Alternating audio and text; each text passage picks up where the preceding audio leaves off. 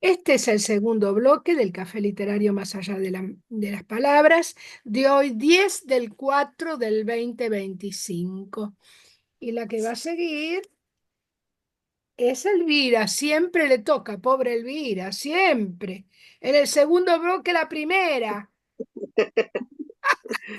No es tan grave, podría ser peor. siempre te Podría toca cortarse primera. la luz, podrían pasar tantas cosas. Eso no es nada grave. Buenas a las amiguitas que no había saludado todavía. Bueno, como resultado de estos viajes en el tiempo, el pobre hombre aterrizó en la Inglaterra actual. Cayó en medio de Londres, de la ciudad de Londres, vestido estrafalario, con un sombrero grande, con pluma, capa, botas, en medio de una multitud que no entendía. Empezó a mirar a su alrededor y descubrió edificios que eran altos, que él nunca en donde él había estado, todo había sido bajito. Nada de esto ocurría. Los autos, los vehículos aparecían a una velocidad que lo aterraban y no sabía qué hacer con ellos. Además, ningún animal los arrastraba. Un gentío lleno de colores y vestidos de las maneras más diferentes lo rodeaba, y el diferente era él. Lo cierto es que por un rato estuvo paralizado, pero se dio cuenta que había aterrizado en una ciudad. Como cada vez que se movía se llevaba a alguien por delante, se corrió hacia atrás y allí se quedó para entender qué pasaba. El ruido lo aturdía, tan distinto esos ruidos que él escuchaba de aquella música que él había tocado para que se fueran las ratas y con la que había escondido los niños. Y allí estaba. Comenzó a mirar y descubrió que si quería moverse, tenía que amontonarse con la gente y cruzar, porque se juntaban y cruzaban todos juntos y después paraban. Todo era tan distinto, tan raro. Quería escapar de ese lugar y comenzó a seguir a algunos que avanzaban y allá se fue detrás de ellos. Pudo, pudo llegar a un lugar un tanto más tranquilo. Y cuando andaba por allí, comenzó a escuchar música. Guiado por su oído, se dirigió al lugar, caminó y se encontró frente a una puerta y un pasillo largo. Desde el fondo salía la música. Se animó a entrar. Cada vez que se acercaba, escuchaba más linda esa voz. ¿Cómo cantaba? Se asomó. Cuando se asomó, descubrió una serie de instrumentos que en su vida había visto. Unos teclados que no tenían mueble, de los que le salían unas sogas que se ponían en la pared. Unas guitarras que también tenían esas sogas. De ese teclado, cada vez que lo movían, sonaba como una orquesta. Y esa voz. Él no lo sabía, pero había llegado al ensayo de Fred Mercury, fascinado por los sonidos que escuchaba. Comenzó a hacer contrapunto con la voz de él. Ninguno de los dos entendía el idioma del otro, pero se miraron y la música es un idioma que une. Así que se unieron en un contrapunto que duró, duró lo que duró, hasta que se cansaron. Lo cierto es que dicen, los que se acuerdan, que hubo una grabación, pero que lamentablemente el concierto se perdió. El, el cuento se llama Encuentro Casual y es una fantasía del encuentro de, ya saben quién es, te Estuvo pertenece. muy lindo. Me encantó. Bueno, Viviana, gracias, Elvira. No, ustedes, que tienen paciencia. ¿Para qué voy a cerrar? No, narraste muy bien. Viviana, Bueno, Cristina, hola a todos. Bueno, yo hoy elegí para traerles un comentario y la lectura de un libro que fui a la presentación el domingo, un libro de Vivi García, que es una narradora excelente como ustedes y además escritora, ¿no? Bueno, ella presentó un libro que se titula En tiempos de redes sociales, cartas. Y bueno, son cartas. Les resumo un poquito de qué se trata y les voy a leer dos cartas breves que les va a entusiasmar y van a querer leer todas.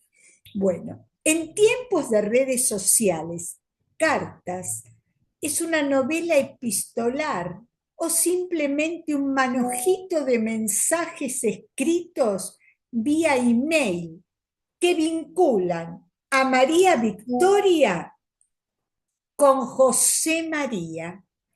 Y es una historia que comienza en el barrio de Floresta, cuando José María se atreve a tomar la dirección del correo electrónico de María Victoria del registro de socios del Club de Floresta. ¿Y cuál fue su motivación? La lectura. Y aquí vamos a ver que los personajes irán descubriendo poco a poco en cada carta y en cada encuentro sus gustos, sus miedos, sus habilidades. Y hay un intercambio de libros, poemas, letras de canciones, películas. Bueno, es un vuelo, es el alma que está en las cartas. Yo les voy a leer solamente dos cartas breves para no ocupar mucho espacio. La primera carta: Buenos Aires, Floresta, miércoles 28 de agosto de 2024. Estimada María Victoria, ante todo, quiero disculparme porque hurté su dirección de correo electrónico de la lista de socios del Club Floresta, un paraíso, del que ambos somos integrantes.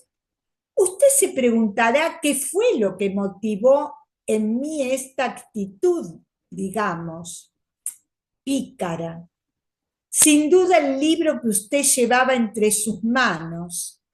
Me obsesiona saber qué lee la gente que lee. Y no pude leer el título, ya que lo sacaba y lo guardaba en su cartera todo el tiempo. Soy un lector apasionado, desmesurado tal vez. María Victoria, me gusta leer mucho, pero a menudo no tengo con quien conversar al terminar un libro. Y bueno, ¿cómo explicarle? Mi curiosidad pudo más y decidí escribirle. Uso esta vía porque no me gustan las redes sociales. Pura mentira. Fotos mejoradas, personas ventilando sus salidas, comidas, compañías. Prefiero la discreción de la vida epistolar, aunque ya no usemos el correo postal. Deseo de corazón que no le moleste este envío y ojalá sea el inicio de una larga cadena de cartas. Con afecto y respeto, José María. Postdata. El peinado recogido le queda muy bien. Y acá la contestación de esta primera carta. Carta 2. Buenos Aires, Floresta, 28 de agosto de 2024. José María, desde ya está disculpado por tomar mi dirección de correo. La causa es justa y el amor que sentimos por nuestro club, Floresta, un paraíso, es loable y convoca la hermandad que vive y respira nuestro barrio. Para una lectora, nada mejor que un lector. Le cuento que el libro que tenía entre mis manos se llama Esperándolo a Tito, de Eduardo Sacheri. Me lo regaló mi amiga Normita. Ella sabe mucho de literatura y me orienta con lecturas variadas y edificantes. Podré prestárselo cuando finalice con él y luego podremos comentarlo juntos. Lo he visto en la reunión de socios ayer. El presidente del club en algún momento se refirió a usted con una expresión elogiosa, algo así como José María es un buen muchacho, y lo señaló. También observé cómo miraba mi libro y confieso que me llamó la atención. Mi biblioteca personal es algo caótica.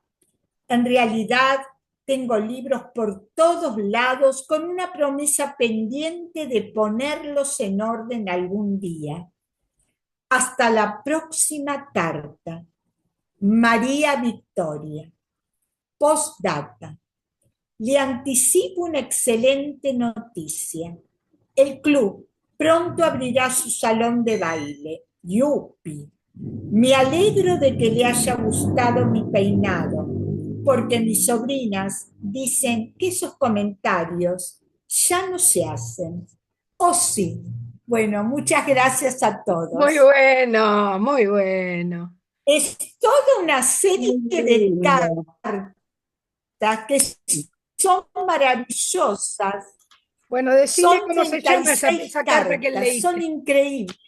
¿Cómo se llama esa carta que leíste? No, esto forma parte de este libro que es En tiempos de redes sociales, cartas con signos de admiración, ese es el nombre del libro, y leí la carta 1, que es la que le manda José María a María Victoria, y la carta 2 que le contesta María Victoria a José María.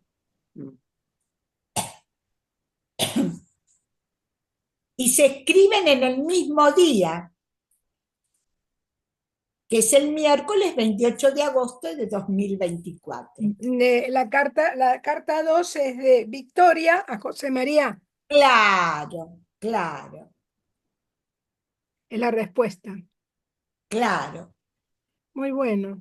Me gusta No, mucho. es una belleza el libro, una belleza, y además es realmente un despliegue de libros, de autores, de películas, de vivencias personales, de la relación con los animales, con el barrio, con el Qué club. lindo. Bueno, es Muy, me encantó. hermoso. Sí. Bueno, Gracias, ¿eh? muchas gracias. Gracias a Alicia usted. Lorenzo, gracias.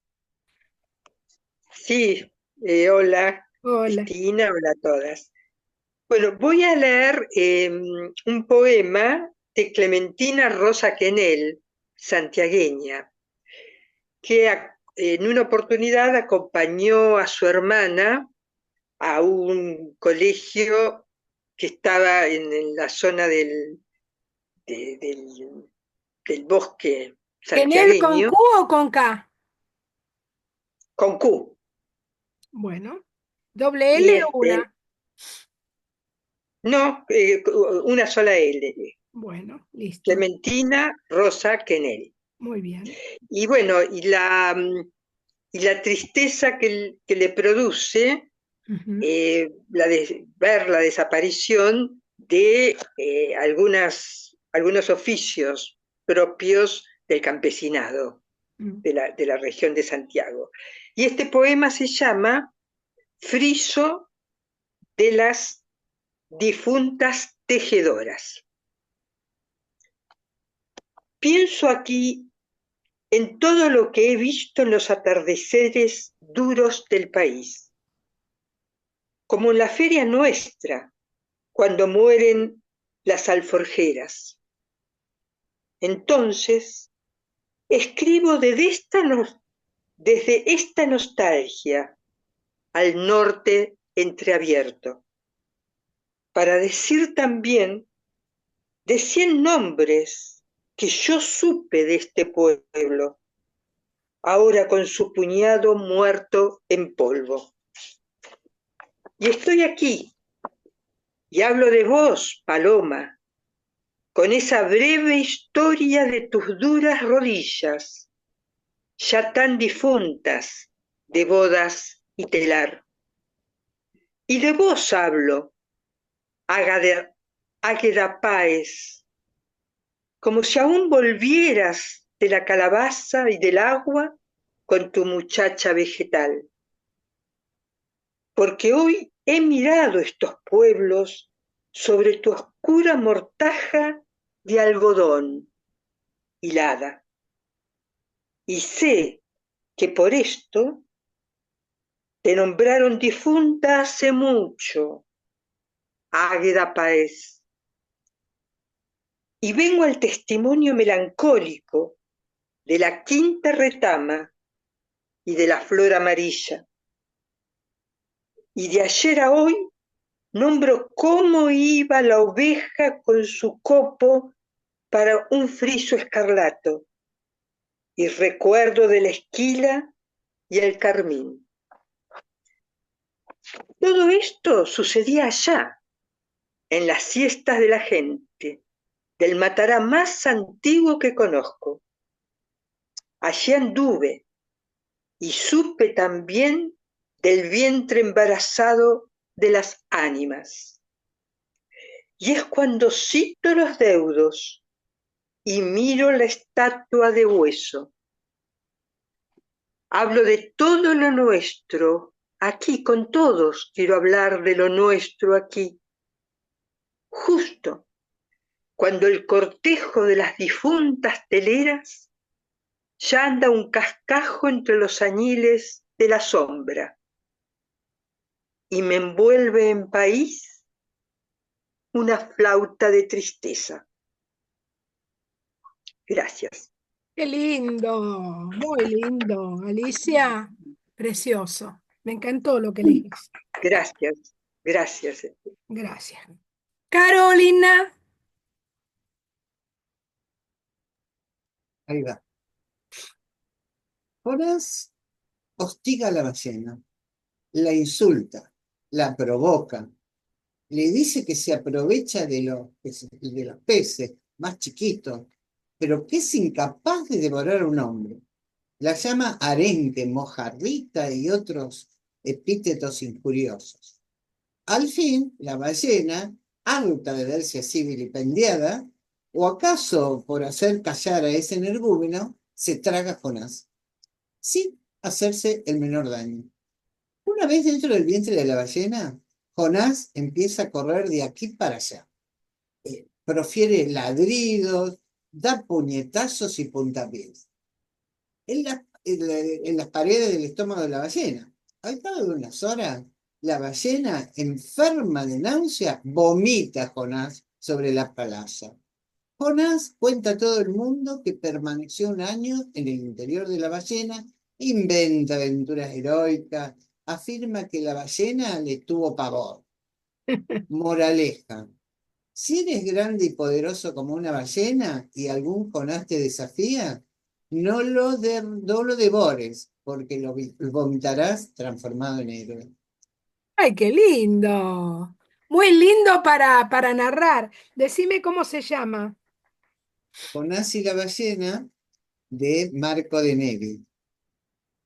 Muy lindo.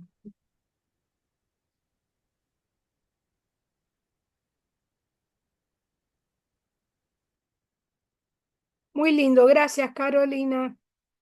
Patricia Mer.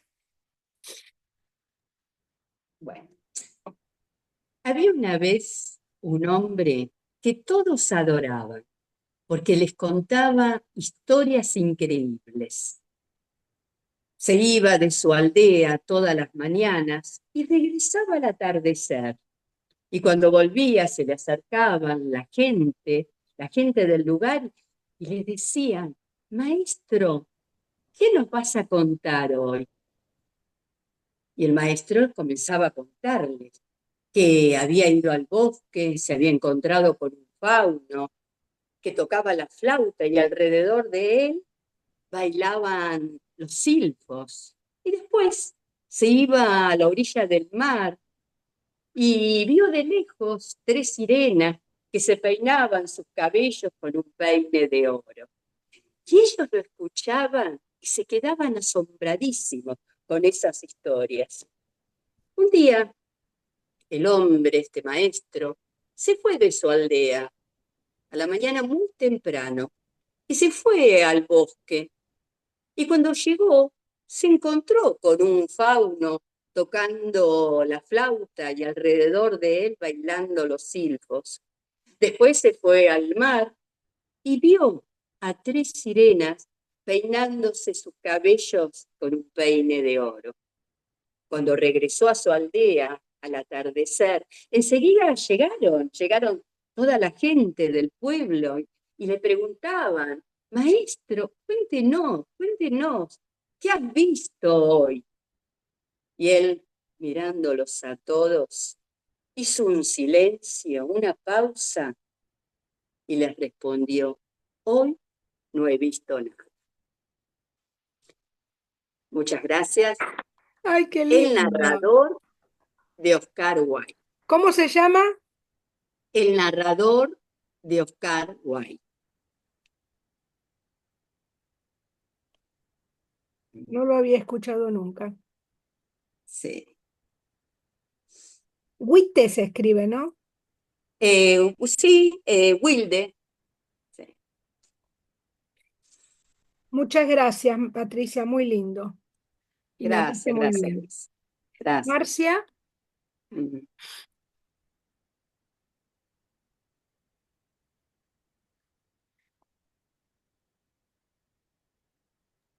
ahí está. Ahí está, Sí, ahí se escucha. le escucho. ¿Sí? Él estaba muy solo y sufría por ello. Se sentía tan triste, tan desganado. Casi ni salía de la casa, solamente iba al trabajo. Y así durante meses. Su vida se desbarrancaba, no sabía qué hacer. Pero una mañana, como por arte de magia, tuvo una revelación y pensó: yo me siento tan triste, yo sé por qué me siento tan triste. Estoy solo. Yo quiero tener pareja, yo quiero tener novia. Pero claro, no va a venir a tocarme el timbre la novia. La voy a tener que salir a buscar, sí. Sí. La voy a salir a buscar. Y cuando la encuentre voy a ser el hombre más feliz de esta tierra. Con mucha energía lo decía. Así que ese mismo día preparó una mochila, los documentos, pidió licencia en el trabajo y se fue a recorrer el mundo. Estuvo muchos días recorriendo lugares y más lugares, pero no encontraba al amor de su vida. Hasta que una tarde llegó a la cima de una montaña. Estaba cansado, casi sin esperanzas. Se sentó sobre una piedra, dejó la mochila y descansó. Y empezó a mirar.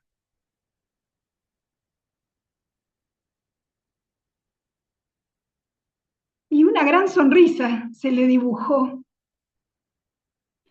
y se dijo para sí mismo, bueno, la verdad que acá no está el amor de mi vida, pero hay unos paisajes hermosos que no puedo dejar de mirar. ¡Qué bueno! Gracias. Buscando el amor de su vida encontró los paisajes. Y viste, ¡Qué hermoso! Bueno, es Marce, lindo. ¿cómo se llama Bueno, gracias. esa Se llama narración? El viajero romántico. Ahí está. El viajero romántico y es de una página www.365microcuentos.com. 365microcuentos.com, bueno, de internet. No, no tiene autor, va, es del dueño de la página. Claro, pero está muy Bueno, lindo. Gracias. gracias, gracias, gracias. Roxy, Roxana.